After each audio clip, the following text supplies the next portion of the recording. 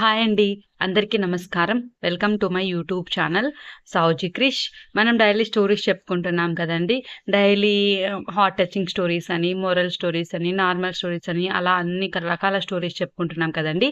ఈరోజు ఈ స్టోరీ వచ్చేసరికి కామెడీ స్టోరీ అండి. చాలా అంటే చాలా నవ్వొస్తుందండి. నాకైతే నవ్వలేకపోయానండి. అంత నవ్వొస్తుంది. తప్పకుండా లాస్ట్ వరకు వినండి. చాలా అంటే చాలా బావుంటుందండి. చాలా ఫన్నీగా ఉంటుంది. ప్రతి ఒక్కరు దీన్ని చూసి బాగా నవ్వుకోవచ్చు. మనసుకు ప్రశాంతంగా ఉంటుందండి. నవ్వుకుంటే ఎంతో ఆరోగ్యం కదండీ! ఎంత నవ్వితే అంత ఆరోగ్యం అండి. కాబట్టి తప్పకుండా లాస్ట్ వరకు వినండి. సత్తిపండు గారి బామ్మ అండి స్టోరీ పేరు. సత్తిపండు నీకు ఫోన్ బాబు. భార్య మయూరి పిలుపు వినగానే సత్యనారాయణ మూర్తికి చిర్రెత్తుకొచ్చింది. కంప్యూటర్‌లో నుంచి తల పైకెత్తి కోపంగా చూశాడు. నీకు 1,00,000 సార్లు చెప్పాను అలా పిలవద్దని. పళ్ళు పటపటా కొరుకుతూ అన్నాడు. అయ్యో! నేనెందుకు అలా అంటానండి. మీ బామ్మ ఫోన్ చేసింది. సత్తిపండుతో మాట్లాడాలంది అంటూ పెదవుల మాటున నవ్వును నొక్కి పట్టి ఫోన్ అందించింది. నేను బిజీగా ఉన్నానని చెప్పు చిరాగ్గా అన్నాడు. బామ్మగారు ఆయన బిజీగా ఉన్నారంట. ఫోన్‌లో దీర్ఘం తీసింది. నాతో మాట్లాడ్డానికి బిజీ ఏమిటమ్మాయ్? స్పీకర్ ఆన్ చెయ్. బామ్మగారి గొంతు దాటిగా వినిపిస్తుంది. ఏరా బడుద్దాయ్! నాతో మాట్లాడ్డానికి గూడా టైం లేదా? బామ్మ మాట వినగానే సత్తిపండుకు తిక్కరేగింది. నేనేం నీలాగా ఖాళీగా లేను. ఉద్యోగం చేస్తున్నాను. నోరు ముయ్యిరా సత్రకాయ వెధవా! ఈ లోకంలో నువ్వొక్కడివే ఉద్యోగం చేస్తున్నావా? మీ తాత తహసీల్దార్ ఉద్యోగం చేస్తూ కూడా నా చీరలు ఉతికేవాడు. నువ్వు నీ బోడి ఉద్యోగం. ముసలావిడ తిట్లు, మొగుడి ముఖ కవళికలు చూసిన మయూరికి నవ్వు ముంచుకొచ్చింది. బామ్మ అంటూ గావు కేక పెట్టాడు. ఎందుకా అరుపులు నలుగుపిండి సన్నాసి? పొద్దస్తమాను ఆ వెధవ కంప్యూటర్ ముందు కూర్చొని మీటలు నొక్కడమే కదా నీ పని. ఏదో లోకాన్ని ఉద్ధరిస్తున్నట్లు ఫోజు కొడుతున్నావ్ అంట్ల వెధవ. బామ్మగారు అష్టోత్తర శతనామావళి మొదలెట్టేశారు. మయూరికి నవ్వాగడం లేదు. ఓవైపు బామ్మ తిట్లదండకం, మరోవైపు భార్య పకపకలతో సత్తిపండు కోపం నశాలానికి ఎక్కుతుంది. భార్య చేతిలో నుంచి ఫోన్ లాక్కొని, ఏమిటే నీ నస? చెవితెగిన మేకలా ఎందుకు అరుస్తున్నావు? ముసలిదానివి కృష్ణా రామ అంటూ మూలన కూర్చోవచ్చు కదా! నా ప్రాణం ఎందుకు తీస్తావ్? ఎంత మాటన్నావురా బడవన్నర బడవ! నీకు పెళ్ళాం రాగానే కళ్ళు నెత్తిమీదికెక్కాయి. ఎక్కాయిరా! నీ మొఖానికి పెళ్ళవ్వడమే గొప్ప. అయినా నీ మొఖం చూస్తే ఎవరితైనా చేసుకుంటుందంట్రా? ఏదో మా వంశ గౌరవం, నా పరపతి వల్ల నీకు పెళ్ళయింది గాని, బామ్మగారు తిట్లబండి బ్రేకుల్లేకుండా పరిగెడుతుంది. మయూరి నవ్వు ఆపుకోలేక సోఫాలో కూలబడింది.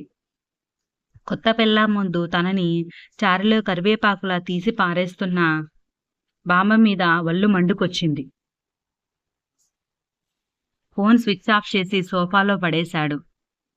నోటికి చెయ్యి అడ్డం పెట్టుకుంటూ మయూరి బెడ్రూంలోకి పరిగెత్తింది. అక్కడ నుంచి ఆమె నవ్వులు వినిపిస్తున్నాయి. ఏవండీ భోజనానికి రండి ఓ గంట పోయాక పిలిచింది. నేను రాను. నాకు ఆకలి లేదు. నువ్వు తినేయ్ గోడకు కొట్టిన బంతిలా సమాధానం వచ్చింది. సత్తిపండు అన్నం మీద అలగకూడదమ్మా. భార్య ముఖంలో అదే అల్లరి నవ్వు. 2 చేతులతో జుట్టు పీక్కుంటూ కసిగా పళ్ళు నూరాడు. నీ కోపం నీ క్రాఫ్ట్ మీద చూపించకమ్మా. ఇప్పటికే పైన ఎకరం కొట్టేసింది. ఓ 4 రోజుల్లో తలమీద క్రికెట్ పిచ్ తయారవుతుంది. భార్య దెప్పి పొడుపులతో సత్తిపండుకు ఇంకా కాలింది. నేను తినను అన్నాడు. పోనీ నువ్వు అలిగావని, భోజనం వద్దన్నావని బామ్మగారికి చెబుతాను. వద్దులే తల్లి మళ్ళీ ఆ ముసలిది గంటసేపు తిడుతుందంటూ భోజనానికి లేచాడు. సత్యనారాయణ మూర్తి అలియాస్ సత్తిపండుకు తల్లిదండ్రులు చిన్నప్పుడే పోయారు. పల్లెటూరులో ఉంటూ ఉన్న 4 ఎకరాలు పండించుకుంటూ మనవడిని కళ్ళల్లో పెట్టుకొని చూసుకుంది. ఆవిడ గడుసు పిండం. మనసు మంచిదే కాని నోరు జాస్తి. ఆమె తిట్టడం మొదలుపెట్టిందంటే 4 వీధులకు వినిపించాల్సిందే. ఆపకుండా ఒక గంటసేపు గ్యాప్ ఇచ్చి ఓ పూటంతా తిట్టగలిగే శక్తి ఆమెది. తిట్టిన తిట్టు మళ్ళీ తిట్టకుండా ఓ రోజంతా తిట్టగలిగే వాక్శుద్ధి ఆమెకి భగవంతుడు ప్రసాదించిన వరం. మనవడికి భర్త పేరు పెట్టింది. సత్తిపండు అని నోరారా పిలుస్తుంది. ఈ పిలుపుతో చిన్నప్పుడు సత్యనారాయణమూర్తికి ఎలాంటి ఇబ్బంది రాలేదు. హై స్కూల్కి వచ్చిన తర్వాత అసలు కష్టం మొదలైంది. స్నేహితులంతా సత్తిపండు అని ఆట పట్టించేవారు. దీంతో క్లాసులో ఉన్న అమ్మాయిలు నవ్వేవారు. మొగుడు కొట్టినందుకు కాదు, తోడికోడలు నవ్వినందుకన్నట్లు అమ్మాయిలు నవ్విన ప్రతిసారి వాడి ఈగో హర్ట్ అయ్యేది.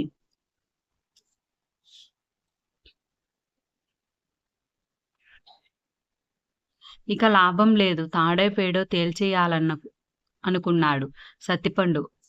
సత్తిపండు అని పిలిస్తే అన్నం తినను అని మొరాయించాడు. అక్కడే బామ్మని తక్కువగా అంచనా వేశాడు. ఆవిడ అసలే హిట్లర్ జీన్స్. ఇతరుల మనోభావాలు అసలు పట్టించుకోనని వాళ్ళ ఆయన మీద ఒట్టేసుకుంది. ఆ తర్వాతే ఆయన పోయాడని అందరూ చెప్పుకుంటారు. అది వేరే విషయం. మనవడు అలిగితే బతిమాలే రకం కాదావిడ.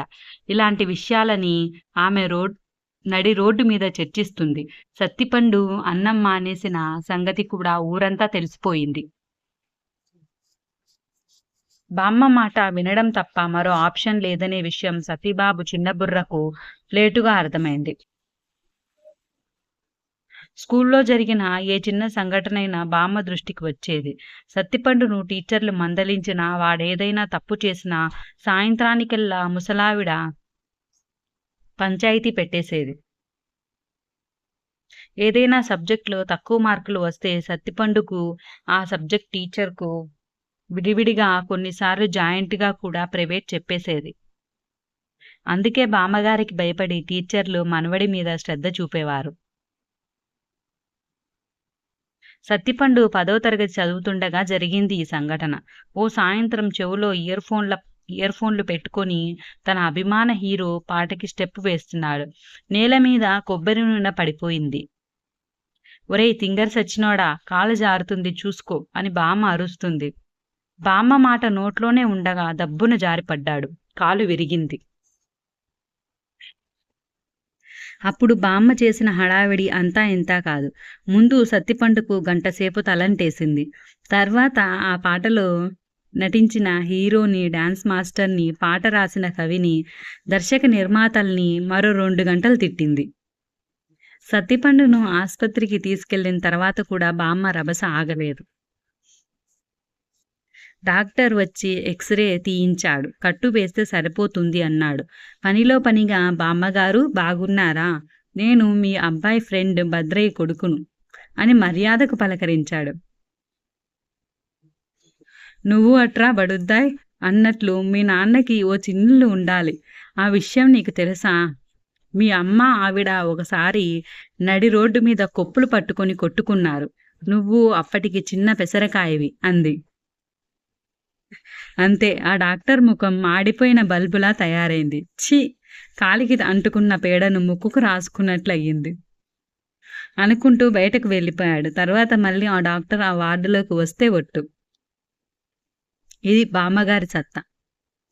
సత్తిపండు ఇంటర్లో ఉండగా ఇంటికి ఎదురుగా ఉన్న అమ్మాయికి సైట్ కొట్టాడు.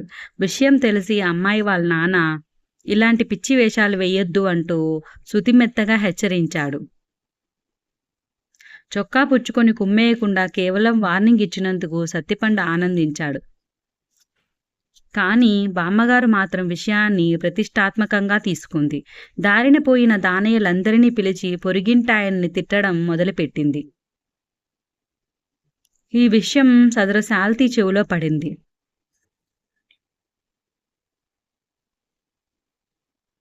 నీకు మర్యాదగా చెప్పాను, కానీ మీ బామ్మ ఊరందరికీ టామ్ టామ్ వేస్తుంది. ఈసారి ఆవిడ నోటి వెంట నా కూతురి పేరు వస్తే నీ కాళ్ళు చేతులు విరిచేస్తాను. మా అమ్మాయి జోలికి వచ్చినందుకు ఏడాది కిందట ఒకడికి కాలు తీసేశాను. వాడు ఇప్పుడు ఫిజికల్లీ హ్యాండిక్యాప్డ్ కోటాలో గవర్నమెంట్ ఉద్యోగం సంపాదించుకున్నాడు. కావాలంటే నీకు కూడా ఇలాంటి అవకాశం కల్పిస్తాను అంటూ చాలా మర్యాదగా చెప్పాడు. ఆయన అంతా వినయంగా చెప్పడంతో సత్తిపండుకు ప్యాంటు తడిసిపోయింది చెమటతో. ఇక ఊళ్ళో ఉంటేనా తన పరువుకి, తన ఆరోగ్యానికి ఎలాంటి గ్యారెంటీ ఉండదని సత్యనారాయణమూర్తికి అర్థమైపోయింది. బీటెక్ పేరుతో పట్టణానికి వచ్చేశాడు. చదువులు పూర్తి చేసుకుని మంచి ఉద్యోగం కూడా సంపాదించాడు. బామ్మ చెప్పిన సంబంధాన్ని చేసుకున్నాడు. బామ్మని తనతో పాటు పట్టణానికి వచ్చేయమన్నాడు.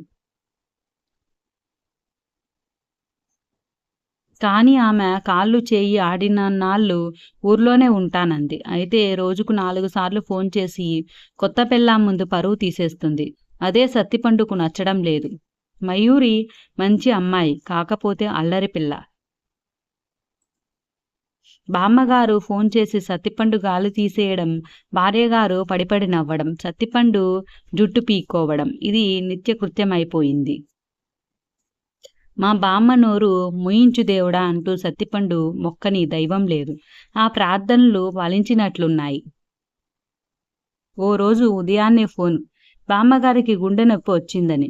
సిటీలో ఓ కార్పొరేట్ హాస్పిటల్లో జాయిన్ చేశారు. డాక్టర్లు పరీక్షించి బైపాస్ సర్జరీ చేయాలన్నారు. అయినా గ్యారంటీ ఇవ్వలేమన్నారు. సత్తిపండుకు ఏడుపు తన్నుకు వచ్చింది. తనని పెంచడం కోసం బామ్మ పడ్డ కష్టాలన్నీ గుర్తుకొచ్చాయి. తనకు 10 ఏళ్లప్పుడు ఒంట్లో బాగోలేకపోతే 10 కిలోమీటర్లు ఎత్తుకొని తీసుకుని వెళ్ళి వైద్యం చేయించిన సంగతి గుర్తుకొచ్చింది. తల్లిదండ్రులు లేని తనను కంటికి రెప్పలా కాపాడిన రోజులు సినిమా రీళ్లలా సత్తిపండు కళ్ళ ముందు తిరుగుతున్నాయి. బామ్మ మంచం దగ్గరికి వెళ్ళి బావురుమన్నాడు. మనవడు వెక్కి వెక్కి ఏడుస్తుంటే బామ్మగారి మనసు ద్రవించిపోయింది. ఊరుకోరా నాయనా, నాకేం కాదు. అనవసరంగా నేనే ఇన్నాళ్ళు నిన్ను వేయించుకు తిన్నాను. ఇంకెప్పుడు నిన్ను తిట్టనురా నాన్నా. నిన్నే కాదు, ఎవరినీ ఏమీ అనను అని బామ్మ అంటుంటే సత్తిపండుకు దుఃఖం తన్నుకొచ్చింది. నువ్వు కాకపోతే నన్ను ఎవరు తిడతారే? నువ్వు మళ్ళీ ఆరోగ్యంగా తిరిగిరా. ఈసారి ఆ పల్లెటూరుకి వద్దు, నా దగ్గరే ఉండు. రోజూ నీకు నచ్చినంతసేపు నన్ను తిట్టు, నేను ఏమీ అనను అని మాట ఇచ్చాడు. అయితే ఎమోషన్లో తను చేసిన తప్పేంటో సత్తిపండు గుర్తించలేదు. బామ్మగారికి ఇంకా భూమి మీద నూకలు ఉన్నాయి. ఆపరేషన్ సక్సెస్ అయ్యింది. గుండ్రాయిలా ఇంటికి వచ్చింది. ఒరేయ్ సత్తిపండు, ఆ అట్లకాడ వెధవ ఎవడ్రా? గంట నుంచి ఫోన్లోనే మాట్లాడుతున్నాడు. తన గది కిటికీలోంచి చూస్తూ అడిగింది. బామ్మ, వాడి గోల నీకెందుకు? ఇది అపార్ట్మెంట్, ఎవరి బాధలు వాళ్ళవి, అన్నీ పట్టించుకోకూడదు అంటూ హితబోధ చేయడానికి ప్రయత్నించాడు.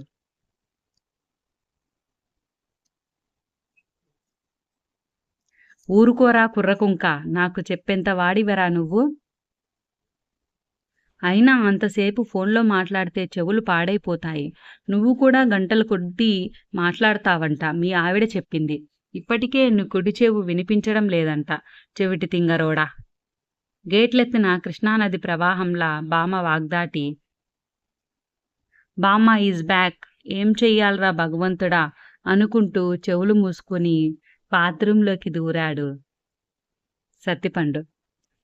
విన్నారు కదండి, ఈ స్టోరీ అయితే చాలా అంటే చాలా కామెడీగా ఉందండి. మీరే కాదండి, మీ ఫ్రెండ్స్ రిలేటివ్స్ కూడా నవ్వుకోవాలంటే ఈ స్టోరీని తప్పకుండా షేర్ చేయండి. నిజంగా ప్రతి ఒక్కరూ సరే ఈ స్టోరీ ఎవరు విన్నా సరే నవ్వకుండా ఉండలేరండి, అంత కామెడీగా ఉందండి. చాలా అంటే చాలా బాగుందండి. నాకైతే నవ్వు ఆపుకోలేకపోయానండి, అంత బాగుందండి స్టోరీ. తప్పకుండా మీ ఫ్రెండ్స్కి రిలేటివ్స్ కూడా షేర్ చేయండి. నవ్వడం ఒక మంచి ఆరోగ్యం కదండి, వాళ్ళు కూడా ఆరోగ్యంగా ఉంటారండి. ఈ స్టోరీ నచ్చినట్లయితే తప్పకుండా లైక్ చేయండి, షేర్ చేయండి, సబ్స్క్రైబ్ చేయండి. ఇప్పటివరకు సబ్స్క్రైబ్ చేసుకుని వాళ్ళు ఎవరైనా ఉంటే తప్పకుండా సబ్స్క్రైబ్ చేసుకోండి. ఇంకా మంచి మంచి స్టోరీస్ తోటి నేను మీ ముందుకు వస్తానండి. ఇప్పటివరకు సబ్స్క్రైబ్ చేసుకున్న వాళ్ళు ప్రతి ఒక్కరూ ఈ స్టోరీని తప్పకుండా చూడాలండి. Thank you.